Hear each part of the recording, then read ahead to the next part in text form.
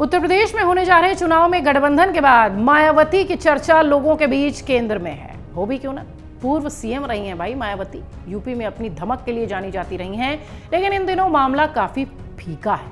ऐसा इसलिए भी क्योंकि चुनाव से पहले मायावती के भविष्य तय होने की चर्चा होने लगी है। यूपी में 9 सीटों पर उपचुनाव होना है। उत्तर प्रदेश विधानसभा उपचुनाव में जीत दर्ज करना सभी पार्टियों का मकसद है, लेकिन बीएसपी के लिए चुनौतियां इससे कहीं ज्यादा बढ़कर है।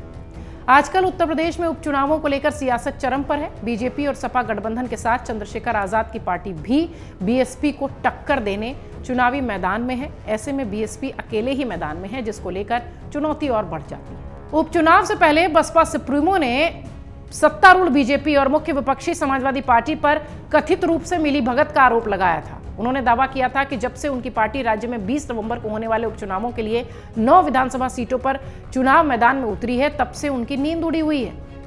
चुनाव लड़ रही बसपा नई रणनीति के साथ मैदान में है। वहीं अगर 2022 के चुनाव की बात करें तो यूपी विधानसभा चुनाव में इन 9 सीटों में से सपा ने 4, बीजेपी ने 3 सीटें जीती थी, जबकि आरएलडी और निषाद पार्टी को 1-1 सीट मिली थी।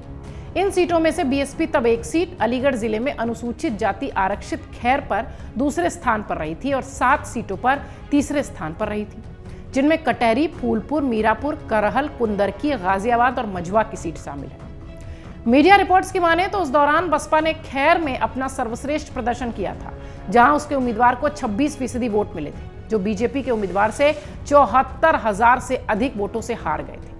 राष्ट्रीय लोकदल यानी आरएलडी, जो उस समय सपा की सहयोगी थी, वो 16.57% वोटों के साथ इस सीट पर तीसरे स्थान पर रही। लेकिन बदले सियासी घटनाक्रम में आरएलडी अब बीजेपी के नेतृत्व वाले एनडीए का हिस्सा है। कटहरी में जहां सपा ने बीजेपी के सहयोगी निषाद पार्टी को 7,696 मतों के अंतर से हराकर जीत हासिल की थी, बीएसपी को 52,482 मत यानी लगभग 23% वोट मिले थे।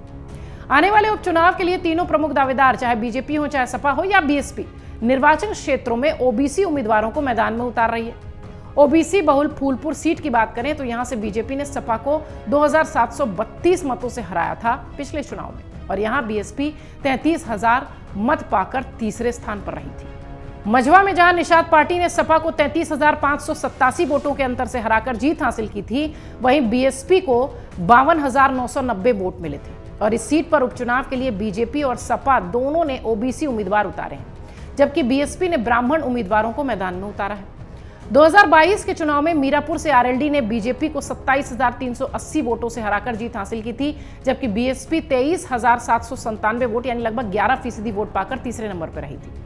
अब इस बार के उपचुनाव में बीएसपी और एसपी दोनों ने इन सीटों पर अपने मुस्लिम उम्मीदवार उतारे। सपा प्रमुख अखिलेश यादव ने बीजेपी के एसपी सिंह बघेल को 67,000 से अधिक मतों से हराकर करहल सीट जीती थी, और बीएसपी के कुलदीप नारायण 6% वोट पाकर तीसरे नंबर पर थे। उपचुनाव के लिए बसपा ने अपने ओबीसी नेता अवनीश कुमार शाक्य को मैदान में उतारा है, और शाक्य यादवों के बाद करहल में दूसरे सबसे प्रभावशाली ओबीसी समुदाय हैं। सपा ने अखिलेश के भतीजे तेज प्रताप यादव को भी मैदान में उतारा है, जबकि बीजेपी ने भी यादव चेहरा उतारा है।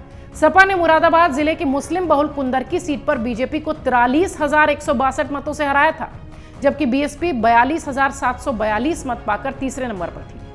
बीएसपी ने इस सीट से मुस्लिम उम्मीदवारों को मैदान में उतारा था, और गाजियाबाद सीट पर बीजेपी ने सपा को 1 लाख से अधिक वोटों से हराया था, जबकि बसपा 13.36% वोटों के साथ तीसरे नंबर पर थी। 2022 में बसपा कानपुर की सीसामऊ सीट पर चौथे स्थान पर रही थी, जहां सपा ने बीजेपी को 12,266 मतों से हराया था। बसपा सिर्फ 2,000 के आसपास वोट ले पाई थी। कांग्रेस, जिसने तब राज्य विधानसभा चुनाव अकेले लड़ा था, सीसामऊ में 5,616 वोटों के साथ तीसरे नंबर पर रही थी। मौजूदा उपचुनावों में सपा के सहयोगी के रूप में कांग्रेस ने सभी 9 निर्वाचन क्षेत्रों में सपा को अपना समर्थन देने की घोषणा की है, क्योंकि उसे अपनी मनचाही सीट नहीं मिली। हालांकि मायावती और उनके भतीजे और बसपा के राष्ट्रीय coordinator, national coordinator Akash Anand उपचुनाव के लिए पार्टी के स्टार प्रचारकों की सूची में हैं, लेकिन सूत्र कह रहे हैं कि दोनों नेता शायद ही प्रचार अभियान में शामिल हों। एक बयान में मायावती ने मतदाताओं से उपचुनाव में अपनी पार्टी का समर्थन करने की अपील की थी। बीएसपी उम्मीदवारों को मैदान में उतारने का उनका कदम स्पष्ट रूप से सभी 9 सीटों पर त्रिकोणीय मुकाबला स्थापित करने के उद्देश्य से था, ताकि उनकी पार्टी को बीजेपी और सपा दोनों के लिए एक चुनौती के रूप में पेश किया जा सके। अगर आप देखिए तो बीएसपी के लिए ये उपचुनाव निश्चित ही उसके अस्तित्व की लड़ाई है। पिछले कई समय से बीएसपी का ग्राफ जिस तरीके से गिरता जा रहा है और जिस तरीके से उसके कोऑर्डिनेटर और खुद बसपा सुप्रीमो इसके लिए संज्ञान नहीं ले रहे हैं, उनके दलित कोर वोट बैंक जो हैं वो भी उनसे छिटकते हुए दिखाई पड़ रहे हैं। इस लिहाज से अगर देखा जाए तो पिछले कई सालों से बीएसपी की स्थिति उत्तर प्रदेश में खराब दिख रही है। 2022 के विधानसभा चुनाव में पार्टी 403 में से सिर्फ 1 सीट जीत पाई थी। 2017 में 19 सीटों में उसका वोट शेयर बहुत कम था। चुनावी पंडितों की माने तो बसपा प्रमुख मायावती बीते कई दशकों से दलित राजनीति का चेहरा हैं, लेकिन बसपा का जनाधार धीरे धीरे खत्म हो रहा है और ये उपचुनाव ये तय करेगा कि बसपा का अस्तित्व बचेगा या नहीं। अगर आप ये वीडियो YouTube पर देख रहे हैं तो हमारे चैनल को सब्सक्राइब कर बेल आइकन दबाएं और Facebook पर देख रहे हैं तो हमारे पेज को लाइक करें। 8 मिलियन प्लस सब्सक्राइबर, आपके इस भरोसे के लिए बहुत धन्यवाद।